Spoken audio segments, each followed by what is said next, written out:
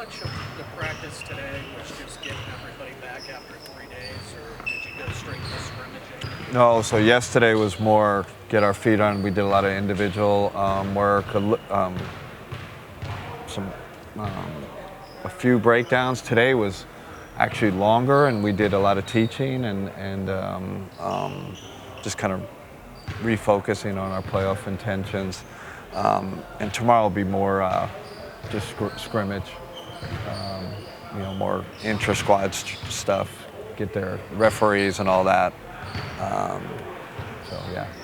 Coach, is there anybody that did not participate in full go today? Or any time this week? Everybody healthy. How's Donovan looking? Really good. Did we did some live stuff today. He was full go. No restrictions, no take him out of practice, none of that. What kind of relief is that? I mean, you anticipated this when he even had the injury, but to actually know he's fine. I mean, yeah, just for Donovan and really for our whole team, right? That was the most important thing. Getting ready for these playoffs is go into it healthy.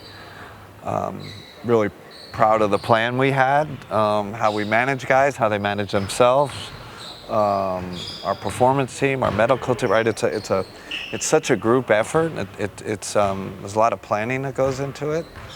Now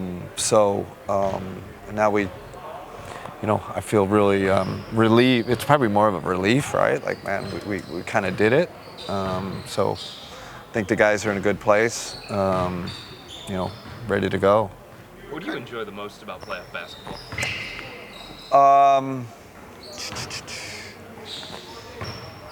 What do I enjoy most about playoff basketball? We know the game changes, right? So I like that. Even watching the game last night, it's like who's going to be the more aggressive team? What tactics are they going to throw out?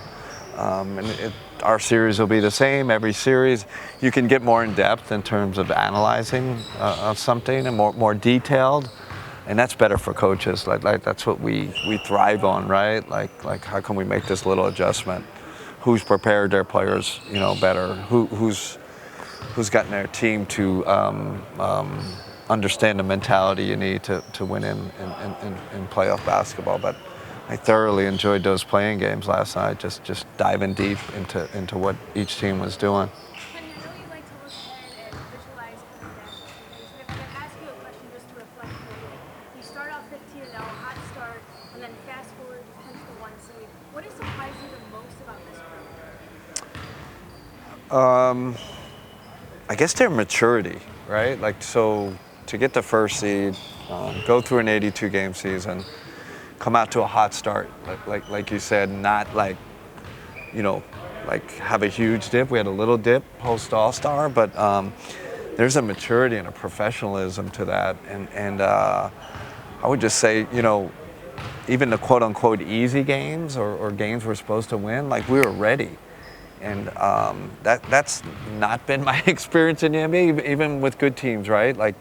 Like you just have these games where you're just like, man, we weren't ready for that. Or we only had a handful of those games where I said, man, we were not mentally prepared for the game. So I always felt comfortable with this team coming in. You don't need a big speech. You don't need to, hey, we need to be ready. There was none of that. They were already ready.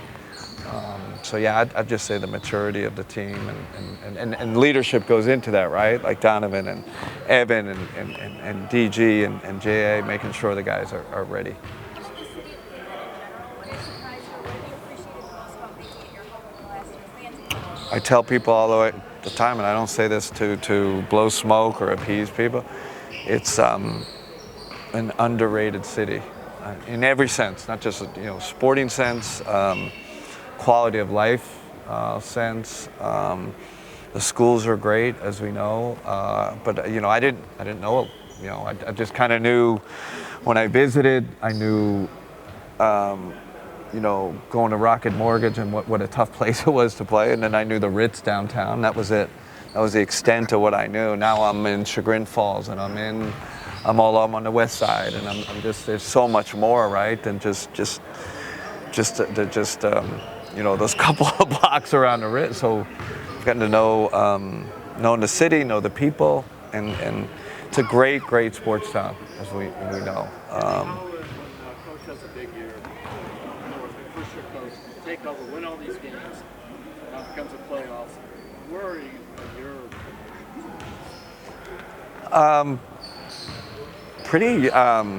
pretty even keeled right now, and I know we're still a few days out from the game, so it's maybe on game day it's a little different. But one thing I'm trying to do is check myself and not get too hyped, right? Like making sure we're kind of doubling down on who we are and not changing my messaging, like, you know, really, because I think the guys, they recognize that if you all of a sudden you become playoff Kenny instead of Kenny, right? So I have to stay authentic to who I am, authentic to what we've been doing all year, doubling down on that. So I'm in a good space. I think at this point in my life, my career, I know myself better than ever. So playoff Kenny and this one I've overdone it. You know, I've overdone it. I've overcoached it. You know, so you know, kind of lived with those mistakes, and you learn from them. I've done it in big games in the regular season too, right? Like all of a sudden guys, you know, it's more about them, right? It's about how they react, and guys don't like that when all of a sudden you flip the script too much, or instead of doing a 45-minute shoot around, it's an hour and 20. So we're trying to really be intentional about staying on point to who we are and who we've been. I'll just add the caveat is we also have to be ready to give them adjustments when it's necessary, right? Like we are ready for that, because it will change. But going into game one, it's kind of like stick with the script. From the moment you say you want more force and aggression, what does that look like? Yeah, it's not, you know, all of a sudden go run a guy over on a screen. To me, it's more just a more aggressive mentality in terms of scoring, in terms of handling the ball, in terms of making plays. You know, in the purest sense of more force and aggression is rebounding. He should be a better rebounder. He just should, with all the talent he has, all the IQ he has, his ability to read the ball off the rim. So that, you know, those are improvement areas. And then I'd say the last part with him is be more vocal. Like you know, you are the leader. You are one of the leaders. You're the leader of our defense. You and JA, we need more. We need more to see there. It's gotten better, no doubt about it. But he still has a ways to go. Kenny, there's like a neutral approach, as you said, that sometimes that's what separates him from the bench, that every now and then it's like a sporadic, he has a Yeah. When that happens, why do you think it happens? I don't know. I think you're playing around other great players. They're older, like right? Like Donovan's, you know, has more experience. DG is just a natural takeover type guy. So sometimes he just defers to those guys, and sometimes he's right to do that. But there's sometimes where it's like, no, we need you to, you know, kind of take the man and take the torch and push forward. I think he's improved that, but I still think he's got a little bit to go to get where we want him to be in terms of his force and aggression and mentality in that sense. Donovan was not a surprise. Yeah.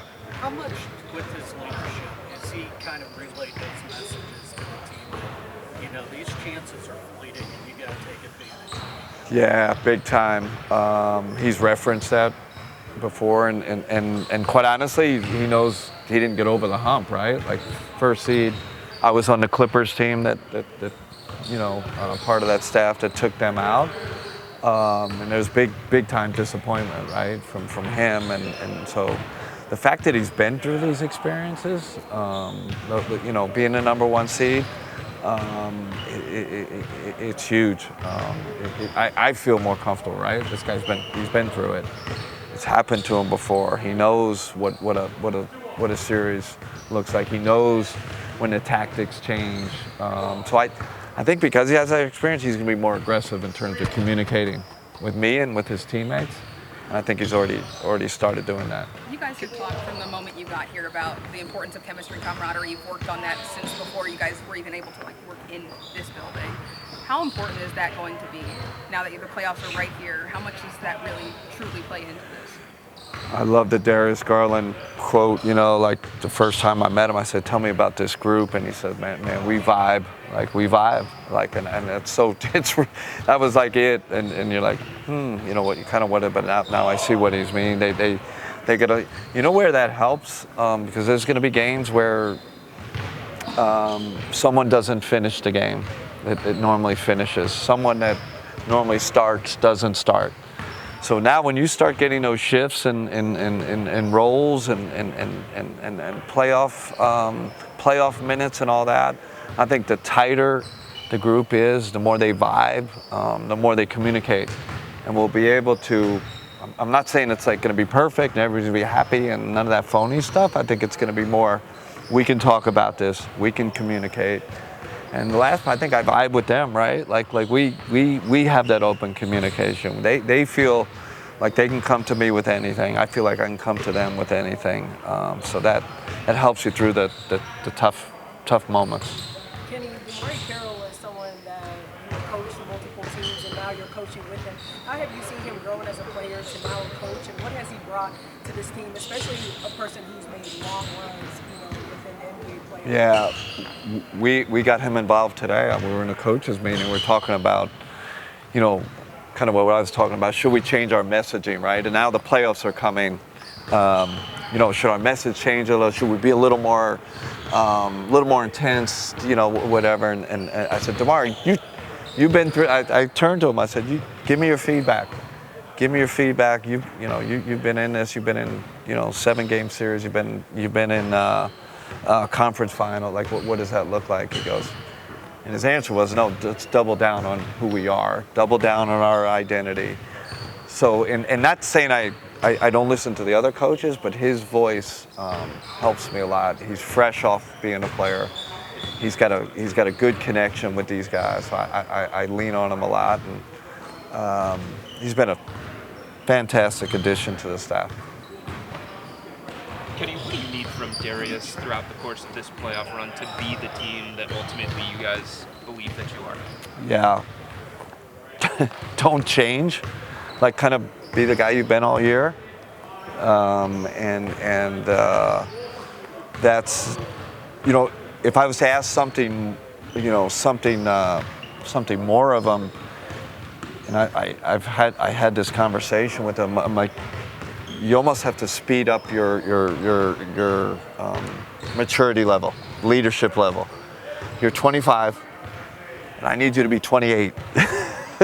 I said, can we speed that up? And that's hard. I said, because our window's kind of now, and like we even need more leadership from you, more, whatever it is, your habits, your on-court demeanor, your relationship with the referees, right? And because coach, I'm 25, like can we just advance this along a little? Because I think Donovan's in that kind of perfect space, and a lot of that has to do with age, but that would be it with DG, like speed it up a little. And he's capable, but sometimes I think he still thinks he's a young, hey, I'm the young draft pick, kind of hot shot. Like, no. You are a big part of this leadership group, and we need you to get there quickly, where you're that kind of leadership beacon. Kenny, last one. You talked about how important empowerment has been throughout the season for the players, but for the coaching staff that you have had, we've seen a lot of different guys get off the bench and be able to be vocal. How important for you has been leaning into empowerment, but also delegation in those roles? Yeah, it's a good point. Like I lean on those guys a lot, and they have I think I said 10 words in practice today. Really, we had all our stations set up. Now we did a 2-hour meeting talking about what we're going to teach and then it's like sometimes I feel like I'm not doing anything out there, but that's how much I trust them. Same thing in game. We have we delegate responsibilities, and then I kind of let them go and trust them, and I want that. I want and need that input. Quite honestly, right? Takes a village, and I'm keep leaning on them.